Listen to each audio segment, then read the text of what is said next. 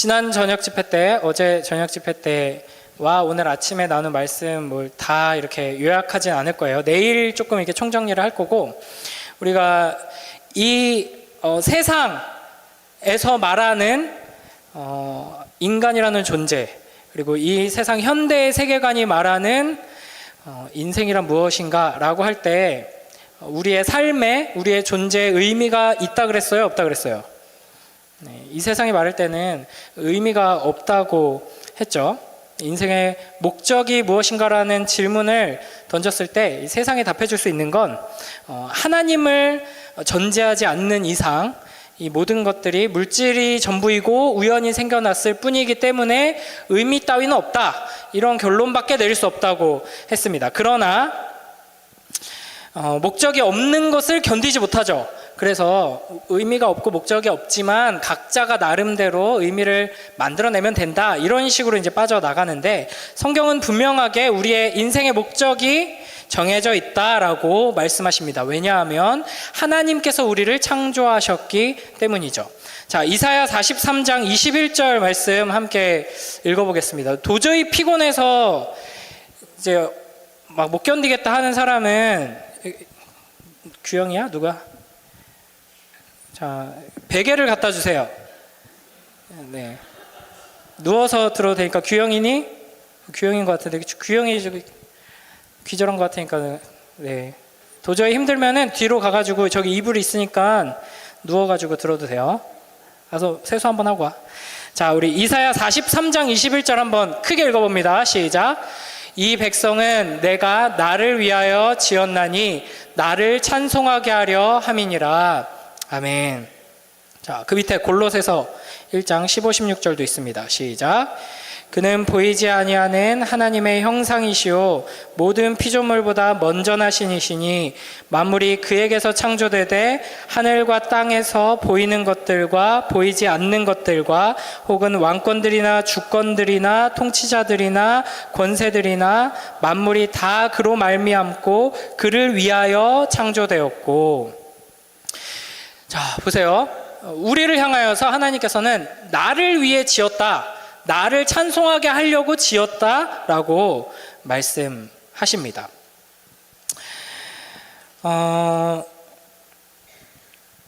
그래서 이런 말씀을 들으면서 조금 불편해하는 사람들이 있어요. 특히 이제 현대적인 세계관을 가지고 있는 사람들, 어제 이야기한 걸 한번 잘 떠올려 보세요. 이제 너희의 존재의 의미는, 너희의 인생의 목적은 내가 정한다 라고 말씀하시는 걸 들으면서 불편해 하겠죠, 현대 세계관을 가진 사람들은. 그래서 이제 어제 그거 기억나요? 우리 박정희 각하께서 만들어가지고 온 국민에게 이제 암송하고 외우도록 시켰던 우리는 민족 중흥의 사명을 띠고 이 땅에 태어났다 라고 하는 그 이야기를 들을 때, 네가 뭔데 내가 왜 태어났는지를 네가 정의해서 나를 가르쳐? 라는 반응을, 이 말씀을 읽을 때, 이 백성은 내가 나를 위하여 지었나니 나를 찬송하게 하려 함이니 라고 할 때, 하나님 너무 독재자 같은데, 이렇게 이제 세상 사람들은 생각하는 거죠. 너무 자기 중심적이다, 강요하는 것 같다, 이거 아동학대 아닌가, 뭐 이런 식으로 반응을 하는 겁니다. 그래서 하나님께서 너희의 인생에는 목적이 있다라고 하면서 하나님의 말씀으로 목적에 대해서 알려주실 때 자유를 빼앗긴다고 느끼는 경우가 많이 있습니다. 그러나 이와 같은 하나님의 메시지가 실제로 우리의 자유를 억압하는 것인가는 우리가 본래 어떠한 상태에 있었는가를 알아야 하겠죠. 그러니까 내가 자유롭게 내 인생의 목적과 의미에 대해서 내 스스로 만들어내고 내가 느끼는 대로 정하고 그렇게 살아감으로써 내가 잘 살 수 있고 행복할 수 있다면, 영원까지는 모르겠고 그냥 내가 살아가는 동안에라도 내가 행복할 수 있다면, 하나님께서 아니야, 너의 목적은 내가 이미 정해놨어 라고 말씀하시는 것이 우리의 자유를 빼앗는 게 될 수 있겠지만, 그게 아니라면 함부로 그렇게 말할 수가 없겠죠. 그래서 우리 본문을 하나 좀 읽어볼게요. 누가복음 15장 3절부터 7절 말씀인데, 자, 교독 한번 해보겠습니다. 제가 먼저 읽을게요. 예수께서 그들에게 이 비유로 이르시되, 너희 중에 어떤 사람이 양 100마리가 있는데 그 중에 하나를 잃으면 99마리를 들에 두고 그 잃은 것을 찾아내기까지 찾아다니지 아니하겠느냐. 또 찾아낸즉 즐거워 어깨에 메고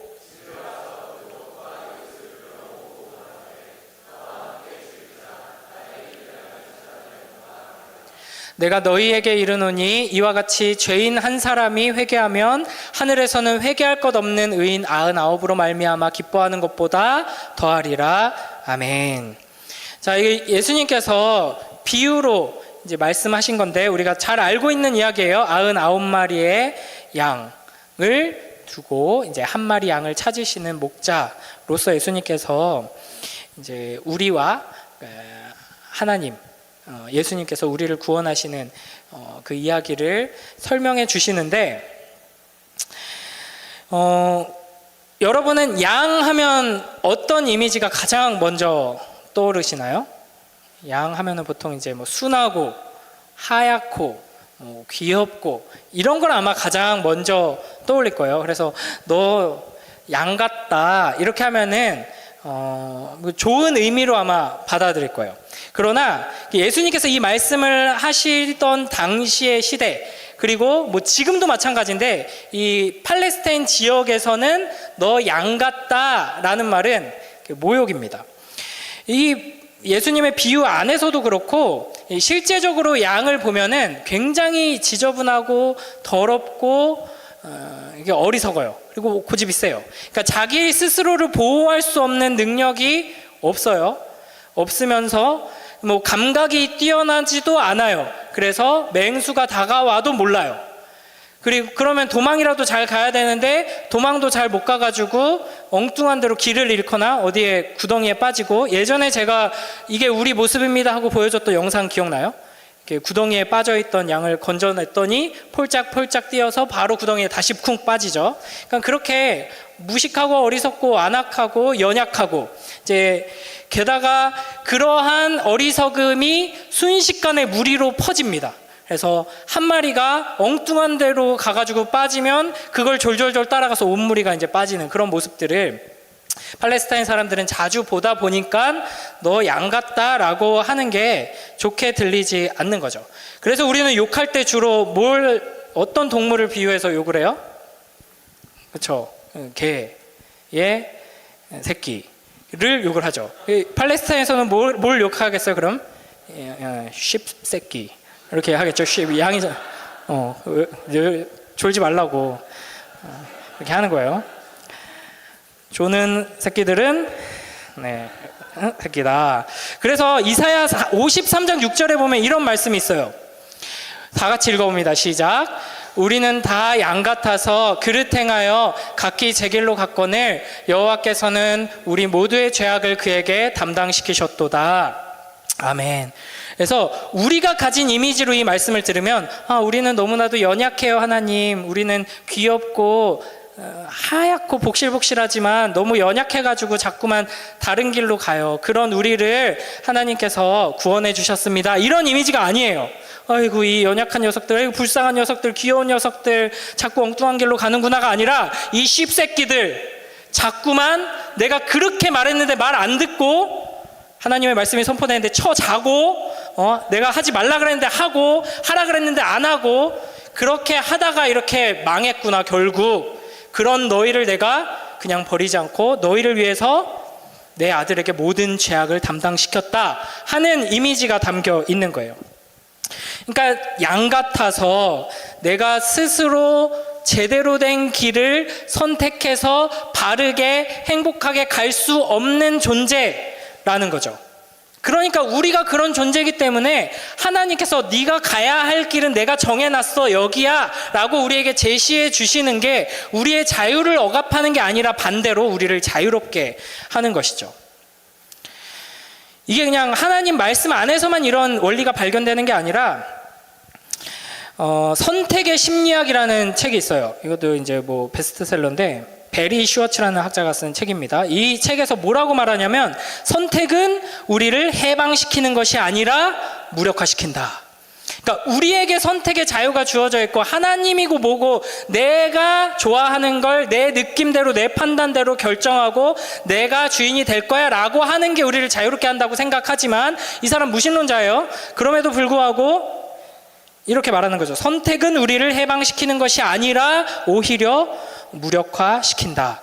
그것은 우리가 모든 걸 선택해야 하는 건 독재라고 말할 수 있을 거다. 뭐 이런 식으로 표현을 합니다. 그러면서 이 사람이 책에서 무슨 이야기를 하냐면 자기가 이제 바지가 너무 낡았는데 청바지를 하나 사야겠다 하고 마트를 가요.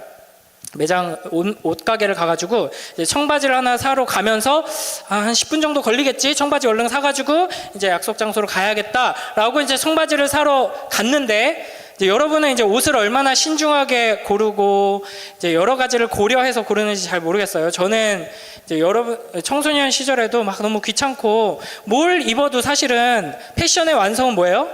얼굴이기 때문에 대충 걸쳐도 저는 뭐 태가 나서 그냥 뭐 동생이랑 엄마랑 이렇게 가가지고 뭐 대충 골라주는 거 입고 막 이렇게 했었거든요. 근데 이제 이 사람도 그런 생각이었던 것 같아요. 그냥 청바지 하나 대충 사야지 하고 갔는데 거기에서 이제 매장 직원이 어떤 청바지를 원하세요? 꽉 끼는 거, 조금 끼는 거, 편하는 거, 많이 편하는 거, 헐렁거리는 거, 많이 헐렁거리는 거 있는데 뭐 어떤 걸 보여드릴까요? 이렇게 하니까 내가 뭘 입어야 되지? 내가 지금 좋아하는 게 이게 헐렁거리는 건가? 꽉 끼는 건가? 적당히 꽉 끼는 건가? 이게 이제 헷갈리면서 막 고민이 되기 시작하는 거예요. 그래가지고 일단은 적당한 거랑 조금 약간 헐렁한 거 좀 2개 보여주시겠어요? 하고 이제 골랐는데 청바지에도 종류가 되게 많더라고요. 뭐 색깔도 되게 다양하잖아요. 뭐 진청도 있고 뭐 흑청도 있고 뭐 무슨 청도 있고 무슨 청도 있고 막 이렇게 있잖아요. 그 중에서도 이제 또 골라야 되고 색깔을 골랐더니 거기에서 뭐 이렇게 저도 잘 모르겠어요. 뭐라고 이렇게 써놨는데 뭐 스톤워싱, 엔시드 워싱, 단추형, 지퍼형, 표준형 뭐 이런 종류들이 쭉 나열되니까 청바지 하나 사는데 자기는 10분이면은 떡을 치겠다 했는데 1시간 가까이 이제 걸렸다는 거예요. 그러니까 우리가 결정해야 하는 선택의 수들이 늘어나면 늘어날수록 이건 자유가 아니라 오히려 우리를 억압하는 요소가 된다라고 이야기를 하는 거죠. 그러니까 이렇게 별거 아닌 일상적인 것을 선택하는데도 많은 정보가 필요하고 판단력을 요구합니다. 나에 대해서도 잘 알아야 되고 청바지에 대해서도 잘 알아야 되고 참 어렵죠. 그런 것처럼 우리의 삶 속에서도 우리가 선택해야 될 것들이 굉장히 많은데 과연 내가 판단해서 결정 내리고 선택하는 것이 나를 자유롭게 하는 것인가? 내가 잘 할 수 있는가? 여기에 대해서 이제 우리가 생각할 수밖에 없다는 거죠. 요리를 하나 하려고 해도 그 요리에 들어가는 재료들이 굉장히 많잖아요. 뭐 굴소스를 넣어야 되나 뭘 넣어야 되나 결정을 해야 되고 굴소스를 넣기로 결정해도 마트에 가보면 굴소스 종류가 또 여러 가지가 있습니다. 근데 이제 백종원 같은 사람들은 뭘 넣어야지 맛이 어떻고 뭐 가성비가 어떻고 이런 걸 이제 데이터가 쫙 있잖아요, 머릿속에. 그 백종원이 나오는 프로그램 같은 걸 보면은 어느 회사 제품을 쓰면은 어떤 맛이 더하고 막 이런 것들을 다 이야기를 해요. 그러니까 요리를 하나 하려고 해도 어떤 재료가 들어가야 하는지, 그 재료 중에서도 어떤 메이커를 사야 하는지 막 이런 우리가 고려해야 되는 요소들이 어마어마하게 많다는 겁니다. 여러분이 이제 여러 가지 선택을 앞두고 있을 텐데 내가 의사가 되어야지 라고 생각하는 사람이 있다고 쳐봐요. 근데 의사에도 분야가 굉장히 많죠. 그죠? 전공이 굉장히 많아요. 뭐 우리나라에서 의대를 가는 데 있어서 어떤 전공들이 있는지 여러분 다 알고 있어요? 또 학교가 굉장히 많은데 학교마다 어떤 전공이 더 강세가 있는지 뭐 이런 거 알아요? 이 굉장히 어려운 문제예요. 각각의 여러분이 생각하고 추구하는 어떤 진로마다 여러분이 선택을 해야 될 때가 오는데 그 선택 앞에서 여러분이 고려해야 될 요소들이 어마어마하게 많다 하는 겁니다. 그런 점에서 인생의 목적과 인생의 의미를 내가 스스로 정하고 내가 주인이 되어서 걸어간다 하는 것은 나를 자유롭게 하는 게 아니라 오히려 나를 억압한다 라고 볼 수 있는 것이죠. 그러니까 우리는 나에 대해서도 잘 모르고 이 세상에 대해서도 모르고 아주 좁게 내가 걸어가야 할 그 인생에 대해서도 모릅니다. 나이가 들어도 나이를 아주 많이 먹은 어른이어도 몰라요. 우리 욥기 32장 9절 한번 읽어볼까요? 함께 읽습니다. 시작. 어른이라고 지혜롭거나 노인이라고 정의를 깨닫는 것이 아니니라. 아멘. 그래서 내가 뭘 하면서 살아야 될까요? 내가 어떤 전공을 준비해야 될까요? 어떤 학교를 가야 될까요? 내가 어디에 취직을 해야 될까요? 어떤 자격증을 따야 될까요? 저는 어떻게 살아야 돼요? 이런 걸 나이를 많이 든 사람들이 확실하게 결정을 해줄 수 있다면 뭐 인생에 뭐 그런 어려움이 있겠어요? 그냥 할머니 할아버지한테 가가지고 저 어떻게 해야 돼요? 물어보면 되는데, 여러분 이제 뭐 고3들 뭐 고2 뭐 이제 막 전공도 정해야 되고 학교도 정해야 되고 뭐 진로를 정해야 되는데 누구한테 물어볼 거예요? 시골 가가지고 할아버지 할머니한테 물어보면은 지혜로운 대답이 나올 것 같아요? 나이 든다고 해서 지혜가 깊어지는 게 아니에요. 물론 어떤 나이 드신 분들은 나이가 들면서 기력이 쇠약해져 가는 게 너무 안타까운 분들이 있어요. 힘만 더 있으시면은 정말 우리에게 정말 좋은 어른이 되어 줄 텐데 하는 분들도 있지만, 나이가 많다고 해서 훨씬 더 지혜롭거나 판단과 결정을 잘 내리는 건 전혀 아닙니다. 그럼 그렇다고 젊은이들이 더 머리가 빨리빨리 돌아가기 때문에 선택을 잘할 수 있느냐? 그건 더 아니죠. 경험이 없으니까. 경험이 많으면은 잘할 수 있느냐? 경험이 많아봤자 옛날에 경험이 많았던 거지 세상은 더 빨리 변하고 있거든요. 그러니까 그런 점에서 우리는 내 인생의 목적이 무엇인지 스스로 정할 수 없는 연약하고 어리석은 상태이다. 우리는 부조리한 세상 속에서 살아가고 있다 하는 겁니다. 그럼에도 불구하고 이 무신론적인 세계관, 이 현대의 세계관은 계속해서 우리에게 중요한 건 너의 선택이야, 너의 마음이야, 네가 뭘 원하는지를 네가 스스로 잘 돌아보면 돼, 그렇게 하고 결정하면 돼 라고 자꾸 우리를 응원하면서 우리를 막 도닥여 주는데, 그러면서 세상이 우리를 밀고 가는 곳은 절망밖에 없는, 허무밖에 없는 곳인 거죠. 그게 이제 우리가 처한 상황입니다.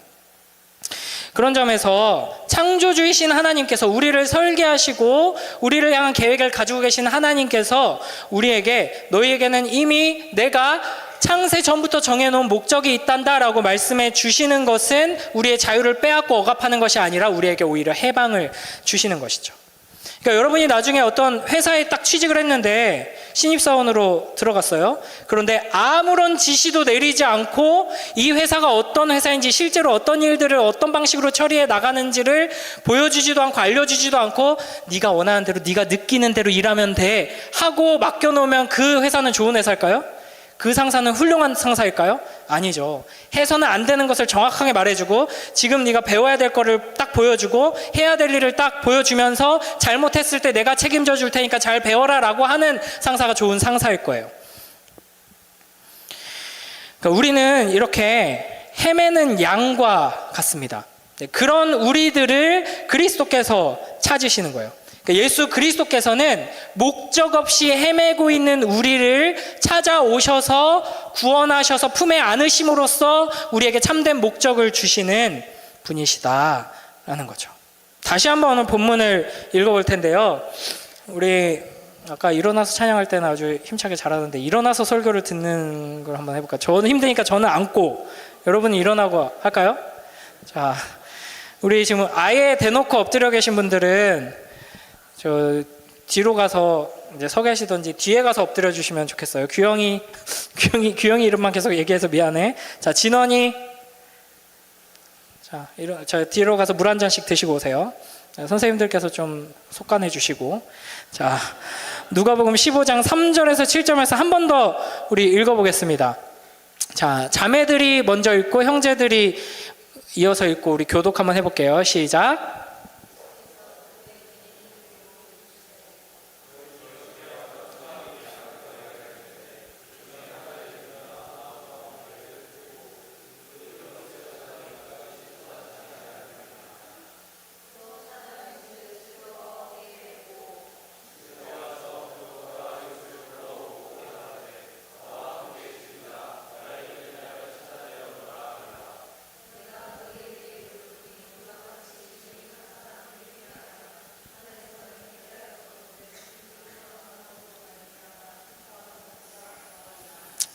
아멘. 그러니까 우리가 인생의 목적을 하나님 안에서 찾지 않고 내 안에서 스스로 만들어낸다면 어떻게 보면 그걸 자유롭다고 느끼는 사람들이 있을지 모르지만 실제로는 우리가 아주 어리석은 독재자의 압제 아래 놓이게 되는 꼴이 되는 거죠. 그런 점에서 이제 구원이란 무엇인가? 우리가 하나님께서 우리를 구원하셨다라고 할 때 하나님께서 우리를 구원하심으로 우리는 자유함을 얻었다 이렇게 고백하고 찬양하곤 하죠. 그러니까 하나님께서 우리를 구원하셔서 자유케 하셨다라는 것은 내 맘대로 내가 선택하고 내 맘대로 내가 결정할 수 있도록 나를 풀어놓으셨다라는 것이 아니라 반대로 내가 제대로 선택할 수 없는 어리석음과 연약함과 악함 가운데 있어서 헤매고 있을 때 우리를 건지셔서 주님 품에 안아주셨다라는 겁니다. 그래서 내가 내 인생의 주인된 삶을 살아가고 있을 때 세상 기준에서는 그게 당연한 거고 그게 선한 거고 의로운 거예요. 그러나 내가 내 인생의 주인이 되어서 내가 스스로 선택하고 내가 모든 걸 책임져야 하는 그런 상황 가운데서 주님께서 오셔서 우리를 구원해 주셨다. 주님께서 주인이 되어 주셨다. 그러니까 우리의 인생의 주인이 바뀌는 것이죠. 그러니까 구원이란 무엇인가? 내 인생의 목적과 의미를 내 마음대로 정해서 살다가 이제 잃어버린 양처럼 헤매다가 하나님께서 주신 목적과 의미를 받아들이고 그 뜻대로 살아가는 것입니다. 그러니까 이렇게 예수 그리스도께서는 목적을 잃고 헤매이는 우리를 찾아오십니다. 우리를 구원해 주시고 해방시켜 주시고 자유케 하시기 위해서 찾아오셔서 우리를 구원해 주시는 것이죠. 그래서 실제로 이제 팔레스타인 지역에서 양들이 이렇게 가끔씩 혼자 헤매고 양무리를 끌고 가서 이제 세어봤더니 몇 마리가 낙오돼서 다시 돌아가서 이제 엉뚱한 구덩이에 빠져 있는 뭐 어디에 이제 막 풀숲 사이에 헤매고 있는 그런 양들을 이제 데리고 오죠.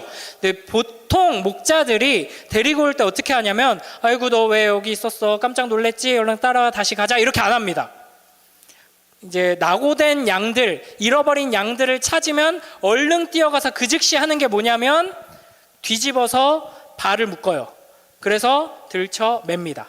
그래서 보통 예수님께서 잃어버린 양을 찾아가지고 돌아오시는 장면을 담은 그림들 보면은 양을 이렇게 어깨에 메고 있잖아요. 그런 그림 많이 봤죠?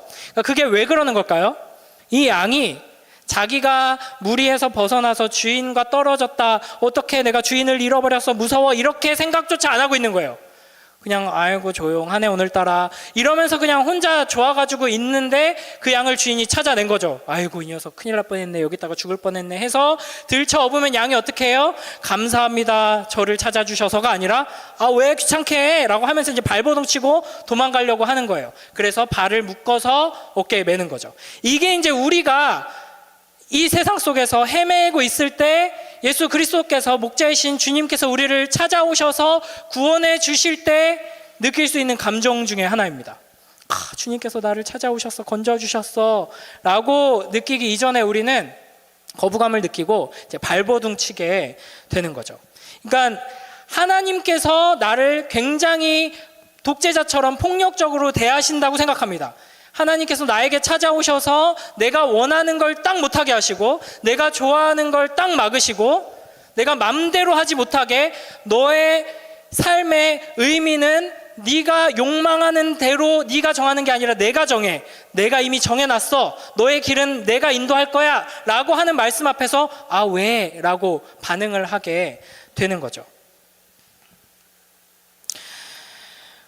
예수 그리스도께서는 이런 우리를 목자이신 주님을 기다리면서 언제 오세요? 저 길 잃었단 말이에요 이러면서 기다리는 우리를 찾아오신 것이 아니라 길을 잃었다는 것조차 모른 채 그게 자유라고 생각하고 헤매고 있는 상태에서 주님께서 오셔서 우리를 번쩍 들어 올리실 때도 아 왜 나를 귀찮게 해요? 왜 내 자유를 뺏어가요? 라고 하는 이 어리석과 악하고 완악한 양 같은 쉿새끼 같은 우리들을 구원해주기 위하여서 이 땅 가운데 오신 겁니다.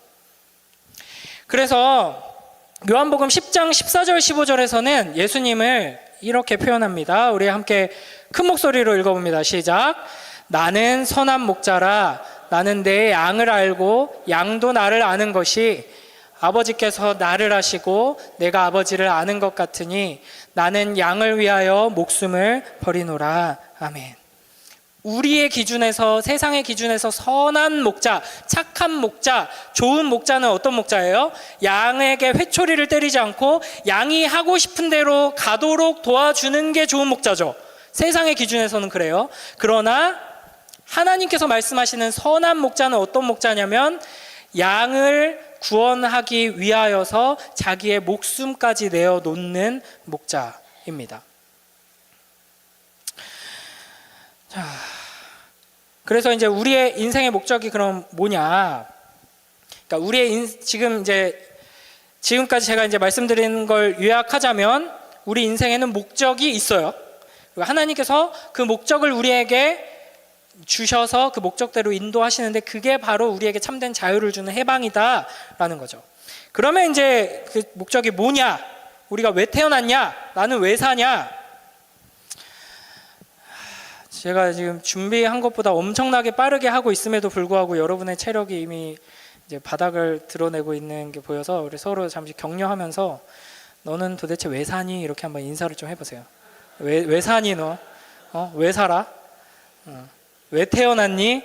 이렇게 한번 물어봐 주세요. 눈을 보면서. 네.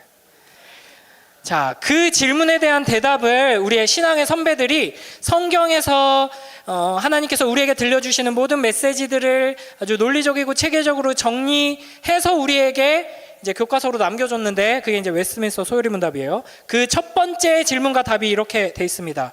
여러분 많이 들어봤을 텐데 제가 물어보면 여러분이 한번 답해 보세요. 사람의 제일 되는 목적은 무엇입니까?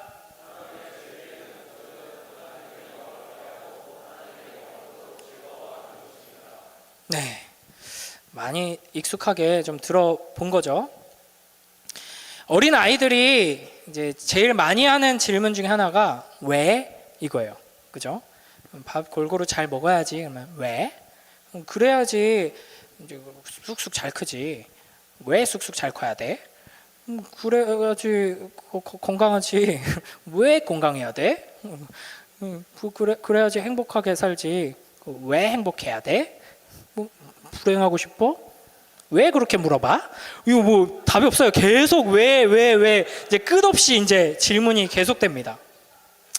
그러니까 이제 의미와 우리의 삶에 있어서 의미와 이제 궁극적인 목적을 찾아가는 것, 이거는 인간의 본성이에요. 사실은 안타깝게도 우리가 이제 한국 사회의 어떤 부조리함, 한국 사회가 가지고 있는 이 교육의 어떤 여기 이제 공교육에 종사하시는 분들이 이렇게 많이 앉아 계셔가지고 그렇지만 우리 한계가 있잖아요. 그래서 이제 그런 궁극적인 해답을 찾기 위해서 끝없이 질문을 던지는 인간의 본성을 계속해서 유지해 나가면서 잘할 수 있게 해야 되는데 여러분은 왜라는 질문 잘 안 하죠. 이미 답을 내려주면 그거를 외우잖아요. 그죠? 이해하려고 노력하고. 근데 이제 소요리 문답에서 계속해서 우리가 질문을 던지도록 하면서 그 질문에 대한 답을 성경에서 찾아서 정리해서 우리에게 들려주는데 그 107문까지의 모든 문답 속에서 이런 이제 이야기들을 해 나갑니다. 첫 질문이 바로 사람의 제일 되는 목적이 무엇입니까? 였던 것이죠. 그러니까 이게 이제 왜 물어봐서 끝까지 물어봤을 때 나오는 답이 바로 이거예요. 제일 되는 목적이라고 돼 있는데 이제 궁극적인 목적, 가장 높은 목적 이렇게 이제 생각할 수 있죠. 그러니까 뭐 예를 들어서 여러분한테 뭐 월요일 아침에 새벽 6시에 교회로 모이세요. 그러면은 이제 왜요? 물어보겠죠. 우리 축구합시다. 그러면 네, 아니요 이렇게 하지 말고 이제 계속 물어보는 거예요. 왜요? 우리 뭐 단합도 도모하고 체력도 증진하기 위해서요. 왜요? 이제 이렇게 물어보는 거예요. 그러니까 어떤 모든 것들은 목적이 있어요. 우리가 이렇게 모여서 수련회를 하는 것도 목적이 있고 축구를 하는 것도 목적이 있어요. 친해지기 위해서.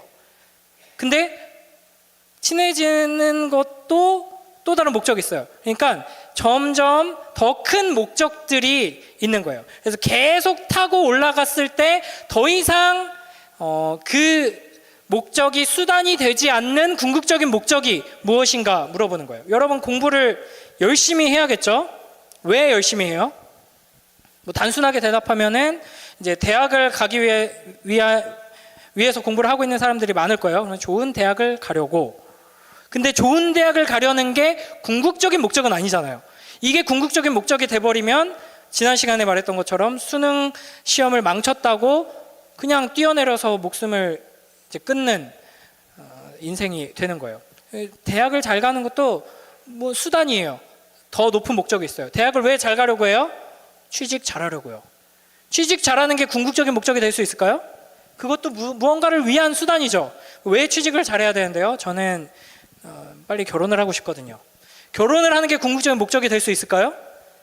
또 아주 높은 목적이죠. 대학을 잘 가는 것, 공부를 열심히 하는 것보다는. 그러나 더 타고 올라가 보면 궁극적인 목적이 있습니다. 세상 사람들은 이렇게 계속 묻다 보면은 사실은 답이 없어요. 행복하기 위해서 여기서 이제 대부분 헤매게 되는데, 이 소요문답 1문에서는 왜라고 더 이상 물을 필요가 없는 수단이 되지 않는 궁극적인 목적이 무엇인가, 바로 하나님을 영화롭게 하고 하나님을 영원토록 즐거워하는 것이다 라고 답하고 있는 겁니다. 그래서 오늘 말씀을 시작하면서 읽었던 본문이 바로 고린도전서 10장 31절이었죠. 우리 한 번 더 크게 읽어봅니다. 시작. 그런즉 너희가 먹든지 마시든지 무엇을 하든지 다 하나님의 영광을 위하여 하라. 자, 그래서 우리의 인생의 목적은 무엇인가, 이제 드디어 본론에 들어온 거예요. 여러분, 어제만큼 설교 길게 안 할 거니까 조금만 참아주세요. 좀 견뎌주세요. 자, 하나님께 영광을 돌리는 것이 더 이상 수단이 되지 않는 최종적인 궁극적인 목적이다 라는 겁니다. 그러니까 아까 말했듯이, 근데 많은 사람들이 이런 식으로 하나님께서 우리에게 말씀하시는 걸 불편해하고 거부감을 느껴요. 실제로 이 사람 누군지 알아요? 다음 사진. 이 사람 누군지 알아요? 좀 나이 많은 영화 배우인데, 아는 사람. 이분의 리즈 시절 사진을 봤는데 진짜 예쁘고 잘생겼더라고요. 네. 야, 아름답죠? 브래드 피트예요. 브래드 피트. 브래드 피트가 청소년 시절까지는 신앙생활을 굉장히 열심히 했대요. 그런데 딱 청소년 시절에 자기가 스스로 나 앞으로 이제 내 신앙생활 하지 않겠다, 교회 안 다니겠다, 하나님 안 믿겠다 하고 딱 끊었대요. 그 끊은 이유가 뭐냐면, 하나님이 너무 자기 도취적인 분이어서 자기는 불편했대요. 하나님이 자꾸 나의 영광을 위해 살아라, 나를 찬양해라, 나를 높여라 하니까 저래 뭐 이렇게 이제 생각을 한 거예요. 이 현대인들의 가치는 자기를 낮추고 겸손하게 이렇게 하는 게 더 선하고 좋은 건데, 하나님이 자꾸 너무 교만하게 막 모든 게 다 나로부터 시작되고 나에서 끝날 거고 나를 높이고 나를 찬양하라 이러니까 싫었던 거예요. 자, 이게 하나님의 영광을 위해서 살아야 한다는 말씀이 어떤 의미인가, 이걸 우리가 이제 정리하려고 하는데, 소요리문답이 원래 영어로 쓰여졌거든요. 영국 사람들이 만든 거예요. 그래서 이제 영어 본문을 보면, 이제 잠시 이제 영어 시간으로 가겠습니다.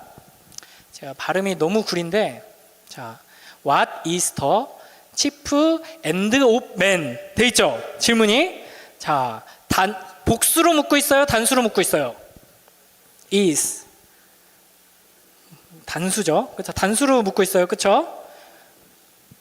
and, 이것도 표현도 조금 이게 독특하긴 한데 그 이유가 있는데, 이게 이제 최종적인 목적이 무엇인가라고 묻고 있어요. 사람의 이제 chief, 가장 궁극적인 그 목적이 뭐냐라고 단수로 묻고 있어요. 근데 대답을 잘 봐요. man's chief end is. 단수로 답을 시작했는데 몇 가지가 나와요? To glorify God and to enjoy Him forever. 자, 단수로 물었는데 몇 가지를 답하고 있어요? 두 가지로 답하고 있죠. 그럼 이 질문을 잘못한 거예요? 이거 문법적으로 봤을 때 질문을 잘못한 거예요? 답변을 잘못한 거예요? 뭐가 틀리긴 틀렸죠. 이 영국 사람들이 영어를 공부를 열심히 안 했나 봐요. 수능 1타 강사한테 영어를 배웠어야 되는데, 이게 왜 그러냐면 하나님을 영화롭게 하는 것, 그리고 한 가지가 더 있는데 하나님을 영원토록 즐거워하는 것, 두 가지가 인생의 인간의 궁극적인 목적이 아니라 한 가지인데 그걸 두 가지로 표현하신 거예요.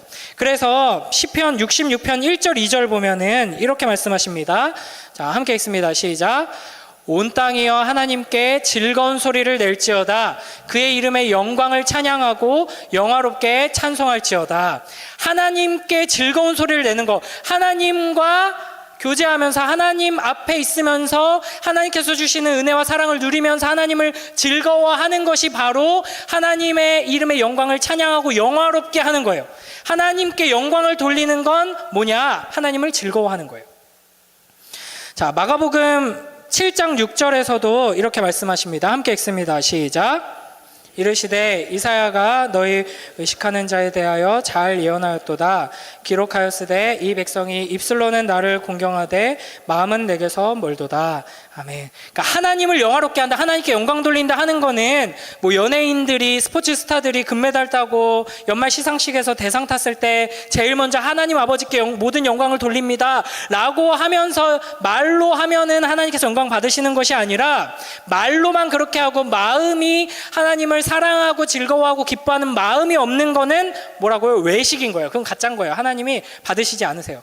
마음으로 하나님을 사랑하고 하나님이 너무 좋아요 하고 하나님을 즐거워하는 자들을 통해서 하나님께서는 찬양 받으시고 영광 받으신다 하는 거죠. 그래서 정리하자면, 자, 이거 한번 읽어봅니다. 다음 파란 글씨 한번 띄워주세요. 자, 함께 크게 읽어봅니다. 시작. 맞아요, 틀려요? 맞아요, 틀려요? 뭐가 틀렸을까? 자, 그 다음 문장, 이건 틀린 문장이에요. 밑에 문장 다시 크게 읽어봅니다. 시작. 하나님을 기뻐하면 하나님께 영광이 된다. 이게 굉장히 미묘한 차이지만 아주 큰 차이입니다. 하나님을 기쁘시게, 하나님 기분 좋게 해야지 하나님의 영광 받으시는 게 아니라, 우리가 하나님을 기뻐하면 하나님께 영광이 된다는 거예요. 이 차이를 알겠어요, 여러분? 하나님께서 우리를 왜 지으셨는지 알겠어요? 심심했는데 뭐 재밌는 일 없을까? 나를 좀 웃게 해줄 무언가가 필요한데, 귀엽고 사랑스럽고 이쁘고 이런 것들 이렇게 만들고, 그 중에서 좀 웃기게 생긴 것도 몇 개 만들고 이래가지고 보면서 재밌다, 이게 하나님이 우리를 보고 즐거워하면 하나님이 영광 받으시는 게 아니라, 우리가 하나님을 즐거워하면 하나님이 영광 받으시는 거예요. 예를 들면 이런 거죠. 어떤 남편이, 이거 이제 제가 종종 예화로 들었던 건데, 이제 존 파이퍼 목사님이 주로 많이 쓰시는 예화예요. 그러니까 어떤 남편이 결혼기념일에 아내한테 꽃을 선물로 사왔어요. 아내가 집에 들어온 남편이 꽃 한 다발을 이렇게 선물로 주니까 너무 기뻐가지고, 여보 웬일이에요? 무슨 꽃이에요? 이랬더니, 여보 오늘 결혼기념일이잖아요. 제가 만약에 뭐 선물도 변변한 거 안 샀는데 꽃다발조차 안 사왔으면 자기가 어떻게 반응할지 제가 뻔히 알거든요. 바가지 긁고 그냥 뭐 지난번에 잘못한 것까지 다 끄집어 내가지고 온갖 소리 하면서 귀찮게 하고 막 열받게 하고, 그걸 아는데 제가 어떻게 안 사왔겠어요. 꽃다발이라도 사왔죠. 이러면은 이 아내가 고마워요 하고 기분 좋겠어요? 아니죠. 그러니까 의미를 담아서, 여보 내가 자기한테 이렇게 뭐 좋은 것도 많이 못 해주지만 우리 연애할 때 제가 줬던 그 꽃 자기가 정말 좋아했었잖아요. 그 꽃집 가서 그때랑 똑같은 꽃으로 구성해서 사왔어요. 이렇게 이제 마음을 담아서 줄 때 기뻐하게 되는 거죠. 그러니까 이 남편이 아내를 나의 기쁨으로 여기고 나의 전부로 여기며 사랑할 때 이 아내가 영광 받는 거예요. 높임 받는 거예요. 이 아내가 얼마나 가치 있고 존귀한지가 드러나게 되는 거죠. 그러니까 어떤 행위나 선물 자체가 아니라 마음, 사랑, 이제 기뻐할 때 이제 영광 받는 거죠. 그러니까 실제로 저도 이제 아내한테 종종 꽃을 선물하는데, 여기 이지구에 그 샤르네 꽃집이라고 우리 그 집사님이 운영하시는 꽃집이 있거든요. 제가 종종 아내한테 꽃을 선물해 왔었는데, 지금까지 사왔던 모든 꽃집보다 월등하게 아름다운 꽃 꽃으로 구성을 해주세요. 꽃 색깔부터 막 어마어마해요. 진짜 좋은 꽃집인데 거기서 이제 종종 꽃을 사가면 저는 주로 이제 정해진 멘트가 있습니다. 사서 들어가면 뭐예요? 보통 아무 날도 아닐 때 가끔 사가거든요. 뭐예요? 왜 갑자기 또 꽃을 사왔어요? 하면서 벌써부터 막 난리가 나요. 여보 막 이러는데 아씨 괜히 사왔다 이래요. 저는 항상 정해진 멘트입니다. 이게 괜히 샀어 하고 그냥 탁 내려놔요. 왜요? 그럼 왜일까요? 이거 샤르네 꽃집에서 이거 사왔는데 이거 분명히 꽃이 너무 예뻐가지고 오는 동안 이 꽃에 감탄하면서 이렇게 사왔는데 집에 들어오는 순간 자기를 만나는 순간 이건 뭐 아무것도 아니네. 이러면서 그냥 내려놔 버려요. 그러면 왜요? 꽃 너무 이쁜데 자기 들고 있지 말라고 이거 52,000원짜리인데 이거 뭐 2,000원 줘도 안 사겠네. 이금주가 있는데 내가 꽃을 괜히 사왔어. 꽃병 큰 거 사서 이금주를 꽂아놔야지. 막 이렇게 이제 얘기를 하거든요. 그럼 여보 이러면서 막 되게 좋아해요. 그러니까 여러분 하나님이 얼마나 우리에게 귀한 분이신지를 우리가 진심으로 느끼면서 누릴 때 하나님이 높임받는 거예요. 그러면은 이제 우리가 어떻게 하나님을 이제 기뻐할 수 있는가? 하나님을 기뻐하는 것, 하나님을 즐거워하는 것이 하나님께 영광이고 하나님을 즐거워하는 것, 이게 우리의 인생의 목적인데 그럼 어떻게 할 수 있는가?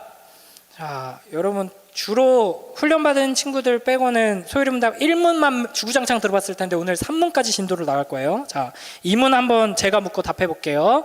하나님께서 어떤 규칙을 주셔서 어떻게 우리가 그분을 영화롭게 하고 즐거워할지를 우리에게 지시하셨나요?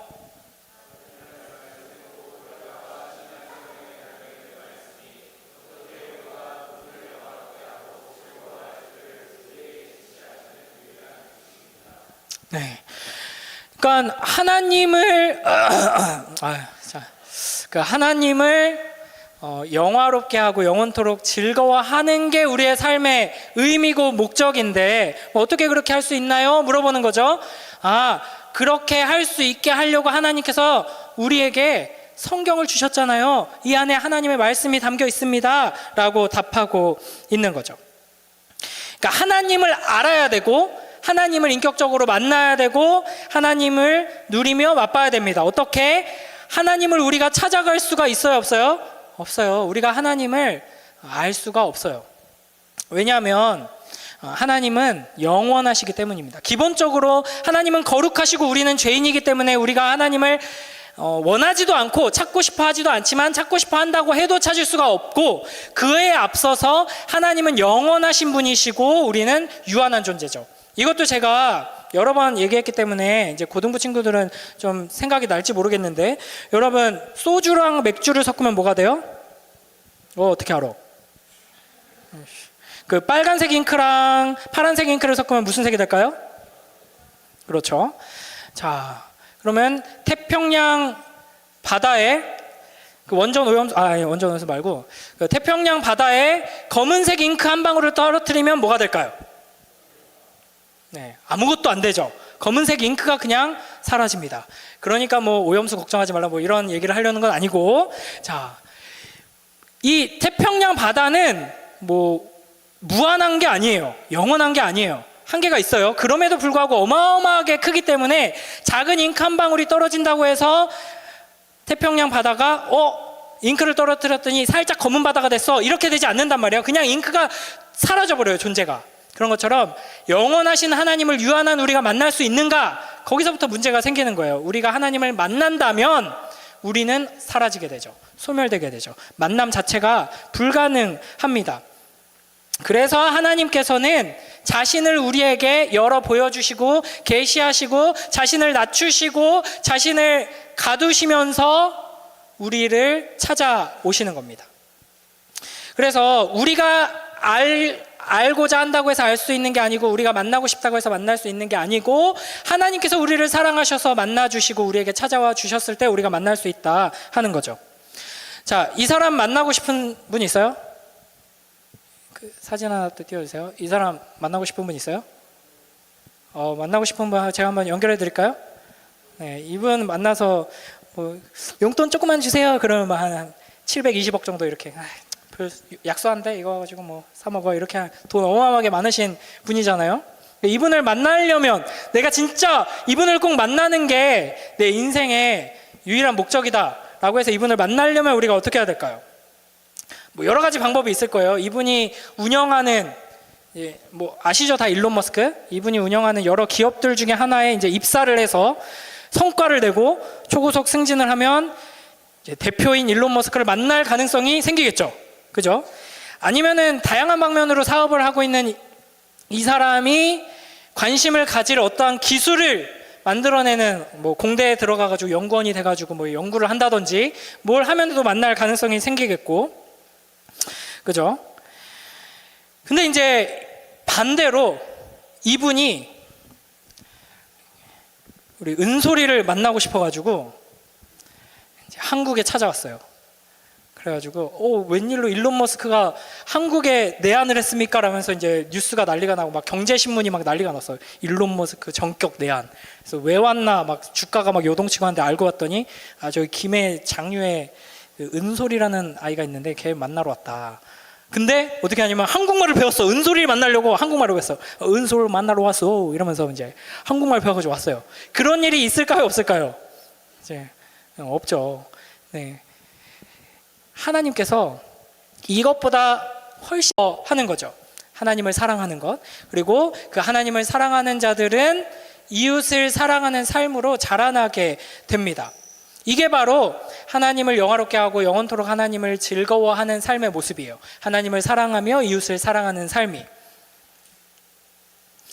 그러니까 이제 이걸 아는 사람은 더 이상 왜라는 질문을 던질 필요가 없는 거죠. 궁극적인 목적이 뭔지 딱 정해져 있기 때문에 왜 공부하죠? 라고 할 때 바로 이제 그 상위 단계의 여러 가지 목적들이 있지만 바로 궁극적인 목적과 연결해서 생각할 수 있어야 되는 거예요. 여러분은 왜 공부해야 되죠? 하나님을 영화롭게 하고 영원토록 그분을 즐거워하기 위해서, 하나님을 사랑하고 이웃을 사랑하기 위해서. 여러분은 왜 졸린 걸 참고 설교를 들어야 하죠? 하나님을 사랑하고 이웃을 사랑하기 위해서. 그러니까 이 우리의 궁극적인 목적이 딱 정리가 되는 겁니다. 그래서 우리는 이 제일 되는 목적, 궁극적인 목적을 항상 생각해야 하는 거예요. 그러니까 제가 종종 이야기하는 게, 제가 주스를 막 좋아해가지고 주스 많이 먹고 막 과자도 좋아하고 막 이런 거 많이 먹어서 건강이 좀 안 좋아졌다 얘기를 했잖아요. 그래서 막 주스를 한동안 끊고 과자도 끊고 했었는데 요즘 뭐 다시 막 이렇게 하고 있는데, 이렇게 건강 관리가 필요한 나이가 슬슬 되더라고요. 그래서 이제 건강 관리를 한다고 쳐요. 지금 잘 안 하고 있는데 한다고 쳐요. 그래서 주스를 딱 끊고 뭐 이제 밀가루 음식 안 먹을 거야 뭐 이렇게 하면서 식단 관리를 막 해요. 근데 식단 관리를 하는 목적은 뭐예요? 지금 보니까 배가 막 너무 많이 나왔고, 그렇게 많이 안 나와 보이지만 힘주고 있는 거거든요. 그래서 배가 너무 많이 나왔고 막 뭐 두통이 막 심하고 막 이런 문제를 해결하기 위해서 식단 관리를 한다. 막 이제 운동도 좀 해야겠다라고 해서 막 운동을 해요. 그래서 일단 1차적으로는 운동을 해서 지금 복근을 다시가 아니죠. 처음으로 이렇게 세상에 좀 이제 내보여주고 이렇게 근육을 좀 이렇게 만들어 보고 이제 하자. 뭐 이렇게 하다가 요즘 그런 거 하는 사람들 있잖아요. 바프 알아요? 바프? 바디 프로필? 그런 거 왜 찍는지 저는 도저히 이해는 안 되지만 바디 프로필이 막 아직도 뭐 유행이라고 하더라고요. 그래서 돈 들여서 PT 받고 막 이 악물고 식단 관리 해가지고 진짜 그림 같은 몸매를 만들어서 사진을 딱 찍어요. 근데 그런 사람들 이야기를 많이 들어보면은 많은 사람들이 사실은 운동하고 식단 관리하는 거 건강하기 위해서 하는 거잖아요. 근데 바프 찍으려고 이 악물고 몇 달 동안 노력하고 돈 들이고 시간 들여서 바프를 딱 찍어서 사진은 남겼는데 건강은 완전히 무너졌다 하는 사람들이 굉장히 많더라고요. 그러니까 궁극적인 목적이 뭔지를 잃어버리면 무언가를 아무리 열심히 해도 결과가 완전히 엉망진창이 되는 거예요. 사진 하나 남지만 건강은 이전보다 토실토실하고 야식 먹을 그때보다 건강이 확 나빠지는 경우가 생기는 거죠. 그러니까 우리는 모든 목적 위에 있는 궁극적인 목적이 무엇인가 이걸 잊지 않고 항상 기억해야 돼요. 그렇지 않으면 여러분이 아무리 공부를 열심히 해서 좋은 대학 가고 대학 가가지고 또 공부를 열심히 하고 막 해가지고 좋은 데 취직하고 그래서 또 열심히 해가지고 막 승진하고 그 단기적인 목표들은 훌륭하게 이루어낼지 모르지만 길을 잃고 나중에는 완전히 의미 없는 삶으로 이제 떨어지게 될 수 있는 것이죠. 불교에서는 무소유를 가르치죠. 그렇죠? 그런 얘기 많이 들어봤죠. 욕심을 버려야 된다. 우리 안에 있는 이 욕망을 제거해야 된다. 이 욕망이 우리를 막 얽매고 욕망이 우리를 막 흔드는 것에서 우리가 벗어나야 된다. 한 걸음 떨어져서 이제 욕망의 초연한 상태가 돼야 된다. 그걸 이제 해탈의 경지라고 하는데, 근데 이제 문제는 그 욕망에서 벗어나고자 하는 욕망에 휩싸여서 이제 평생을 살게 되는 거죠. 근데 우리의 문제는 뭐냐? 하나님께서 우리에게 요구하시는 건 너네 그 마음속에 있는 그 욕망 덩어리들, 그런 것들 빨리 해결해야 돼, 그거 이겨내야 돼, 없애야 돼 라고 말씀하시는 것이 아니라 너네는 너무 작은 것을 원하고 있어 라고 말씀하시는 겁니다. 그러니까 우리가 가지고 있는 욕망이래봤자 기껏해야 어떤 거예요? 일론 머스크보다 부자 되기, 요 정도 수준. 이 별거 아닌 거를 욕망하면서 평생을 살아가면서 이 소중한 인생을, 이 아름다운 생명을 다 소진하죠. 그냥 좋은 대학 그거 하나 가려고 건물주 되려고, 좋은 차 타려고, 막 이 세상에 이름 좀 남기려고 그렇게 살아갑니다. 그런 모습을 보면서 하나님께서 안타까워하세요. 왜 이렇게 별거 아닌 거 쬐꼬만 걸 욕망하면서 사니? 나를 욕망해라 라고 말씀하시는 겁니다. 그러니까 우리의 궁극적인 목적은 누구예요? 여호와 하나님, 영원하신 하나님을 즐거워하는 거예요. 그 하나님과 친밀한 관계를 누리며 그 하나님을 마음껏 소유하고 사랑을 나누며 살아가는 게 우리의 궁극적인 목적이에요. 이 큰 최종의 영원한 목적을 우리가 항상 잊지 말아야 하는 것입니다. 여러분, 지난 시간에 이 세상은 우리에게 허무밖에 줄 수 없다고 이야기를 했죠. 그러니까 아무리 의미를 찾으려고 발버둥 쳐도, 지난 시간에 뭐라 그랬어요? 그 유시민 작가가 결국에는 의미 같은 건 없다라고 하면서도 어떻게든 의미를 찾아내야 되니까 각자가 의미를 찾아라라고 하면서 했던 말이, 이제 리처드 도킨스가 했던 말을 인용하면서, 우리의 인생은 곧 끝나서 소멸되지만 유전자는 남지 않느냐, 우리의 자손들에게, 후대에게 유전자가 이어지면서 이제 그 의미가 남게 될 것이다, 이렇게 이야기하지만 그 유전자도 결국에는 어느 순간 끊어지게 될 거고, 그게 남으면 뭐하냐, 또 다른 무신론자가 그렇게 이야기했다 그랬죠. 태양이 식어버리면 다 사라질 텐데 그게 무슨 의미냐 라고 이야기를 했죠. 그러니까 우리가 영원한 의미를 어디에서만 찾을 수 있느냐? 영원하신 하나님에게서만 찾을 수 있다 하는 겁니다. 그 영원하신 하나님 안에서 우리의 삶의 의미를, 우리의 정체성을, 삶의 목적을 찾는 사람들은 인생에서 작은 목표를 이루지 못하고 실패해도 하나님 안에서 이 영원한 목적을 놓치지만 않는다면 성공한 인생을 살 수 있게 되는 겁니다. 여러분, 성공하고 싶은가요? 네, 성공적인 삶을 살고 싶은가요? 네, 그러면 딱 한 가지 길밖에 없습니다. 이 궁극적인 목적을 붙드는 것. 그래서 여러분 인생길 앞에 수많은 좌절과 실패들이 반복될 거예요. 내가 원하는 대로 열심히 노력해서 다 하나하나 이루어가는 사람들을 우리는 주로 매스컴에서 많이 보기 때문에 열심히만 하면 그렇게 될 것 같지만, 죄송하지만 여러분에게 저주스러운 말을 퍼붓는 것 같지만 대부분 성공보단 실패를 많이 경험하게 될 거고 좌절과 한계를 마주하게 될 겁니다. 이제 우리의 궁극적인 목적이 영원한 데 있지 않으면 그런 실패를 경험할 때마다 우리의 인생 전체가 흔들리는 거예요. 우리의 정체성, 자아가 아예 이제 뒤집혀버리고 무너져 버리는 것이죠. 그러나 우리의 영원한 목적이 영원하신 하나님을 사랑하며 그 하나님께서 우리에게 주시는 것들을 누리는 데 있다면, 그리고 이 땅 가운데서 하나님께서 우리에게 주시는 그 귀한 것들을 누리면서 하나님을 사랑하고 하나님의 영광을 드러내는 것이 영원히 이어지는 것이라면, 작은 실패들에 계속 넘어져도 그 사람은 성공적인 삶을 살고 있는 것이죠. 이처럼 우리에게 주신 그 영원한 목적을 기억하면서 매일매일 그 궁극적인 목적을 인식하고 그 궁극적인 목적을 위하여서 살아가는 복된 우리 모두가 되길 주님의 이름으로 축복합니다.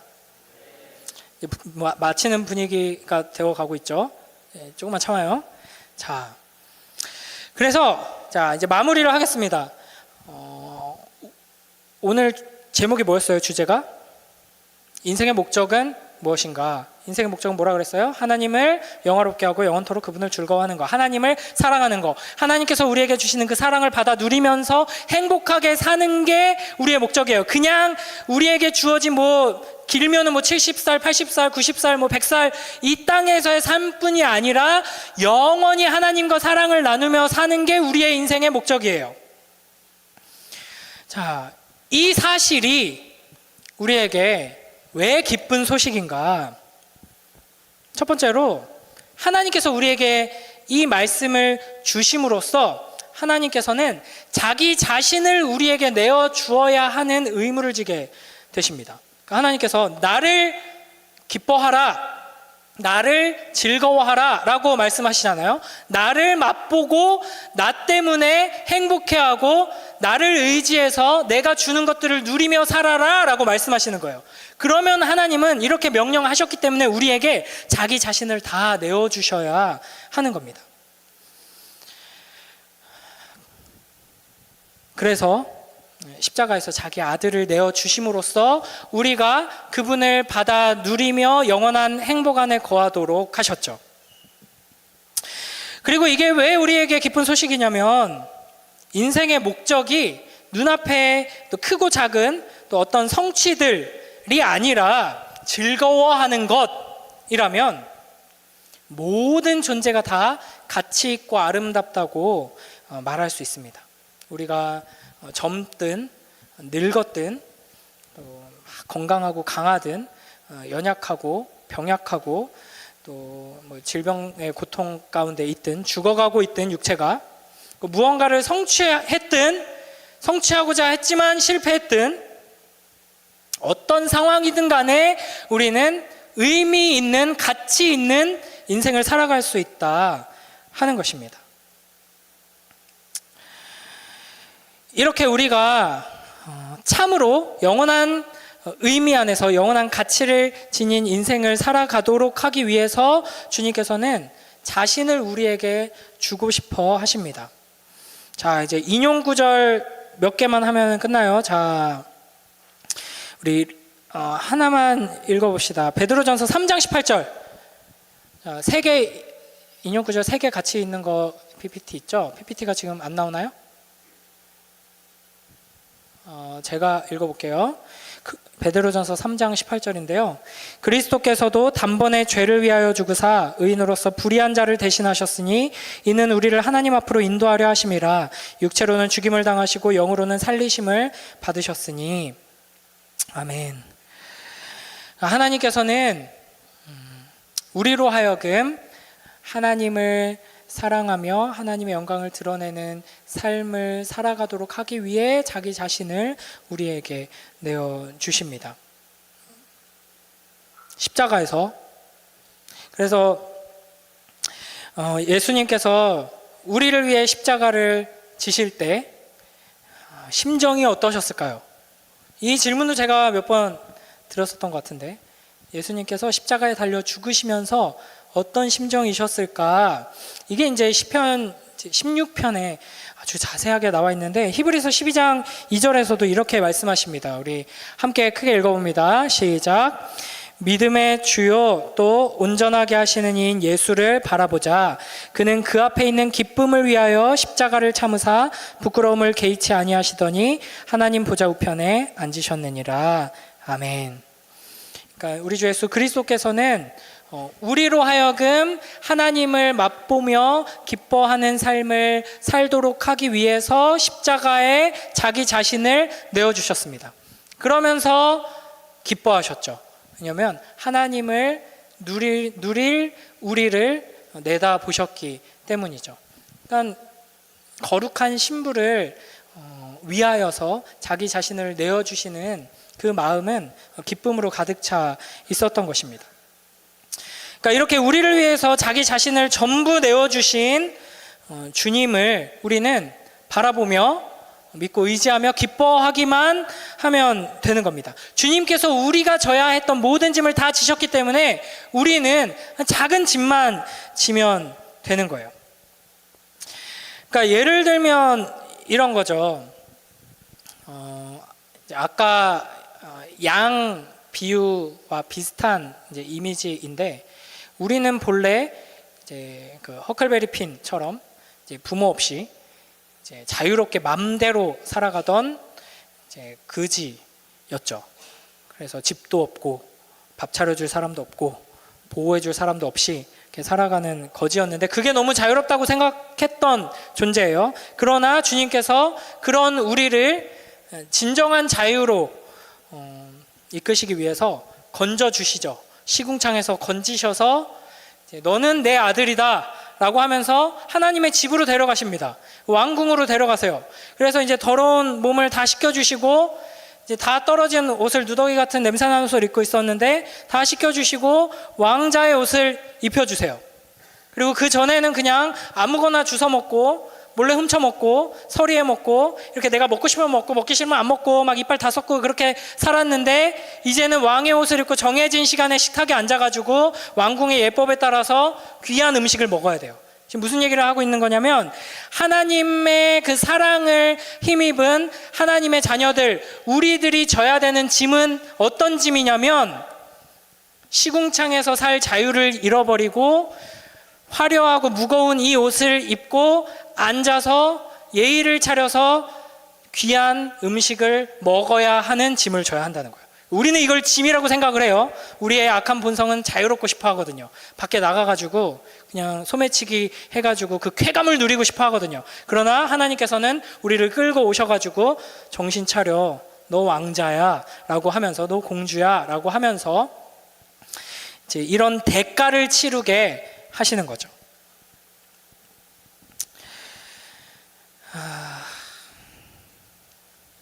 저도 이제 양심이 있기 때문에 이제 진짜 마무리하겠습니다. 여러분, 우리의 인생의 목적은 무엇인가를 알려면 우리를 창조하신 분께 질문해야 하죠. 제가 중고로 아이패드를 싸게 이렇게 사가지고 요즘 이렇게 쓰고 있는데, 옛날에 저 어렸을 때 봤던 영화 중에 부시맨이라는 영화가 있었거든요. 그래서 하늘에서 콜라병이 떨어져가지고 그걸 보고 이게 뭐지라고 하면서 막 이렇게 모험이 시작되는데, 이제 아이패드가 뭔지를 모르는 원시인들이 아이패드를 들면은 어떻게 생각할까요? 굉장히 반짝반짝해서 귀한 보석처럼 생각할 수도 있고, 이제 단단하니까 이건 무기인가? 라고 하고 이제 사냥할 때 쓸 수도 있겠죠. 그러니까 그 지음받은 우리의 궁극적인 그 진정한 목적이 무엇인가를 모르는 세상의 손에 붙들려 있는 인생은 계속해서 상처 입을 수밖에 없습니다. 그래서 여러분의 인생이 내가 원하는 대로 잘 흘러가는 것 같고, 이 세상이 이렇게 가야 돼, 너는 이렇게 살아야 돼 라고 하는 대로 승승장구하면서 잘 가는 것처럼 보이겠지만, 여러분은 목적대로 쓰임받지 못하기에 계속해서 상처 입는 거죠. 아이패드로 계속 못을 받고 있어. 못이 엄청 잘 박아져. 계속 기스나고 깨지고 단 한 번도 전원이 켜지지 못하고 어플이 활성화되지 못한 채 생을 마감할 수 있는 거예요. 주인의 손에 들렸을 때 비로소 목적한 바대로 그 아름다운 모든 기능들을 발휘하게 될 겁니다. 우리의 가장 궁극적인 기능은 뭐라고요? 하나님과 사랑을 나누는 거예요. 하나님께서 주시는 사랑을 받아서 누리고 하나님을 심지어 사랑할 수 있는 게 우리가 가진 어마어마한 기능입니다.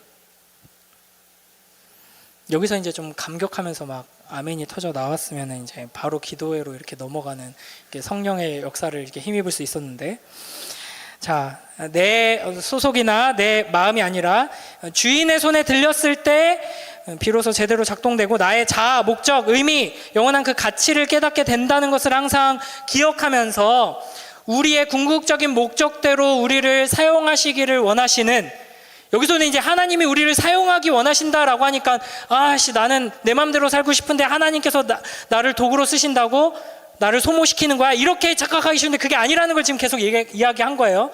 하나님은 우리를 자녀로 삼으시고 사랑스러운 신부로 여기시면서 하나님처럼 우리를 높이셔서 하나님과 동등하게 사랑을 나눌 존재로 우리를 부르고 계십니다. 그 궁극적인 목적에 합당한 삶으로 나아가는 복된 우리 모두가 되길 주님의 이름으로 축복합니다.